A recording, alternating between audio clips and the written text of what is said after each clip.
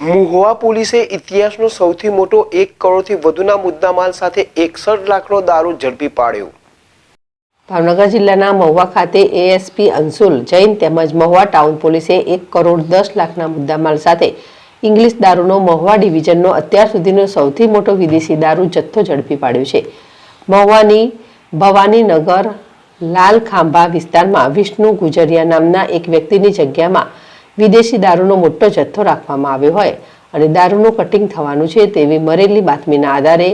અંશુલ જૈન અને તેમની ટીમ દ્વારા આ વિસ્તારમાં રેડ કરતા સ્થળ પરથી 13 અલગ અલગ બ્રાન્ડની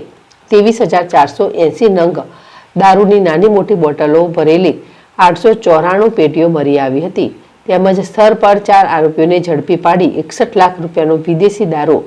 બિયરનો જથ્થો તેમજ 48 લાખ રૂપિયાના 12 વાહનો મળી કુલ રૂપિયા 1 કરોડ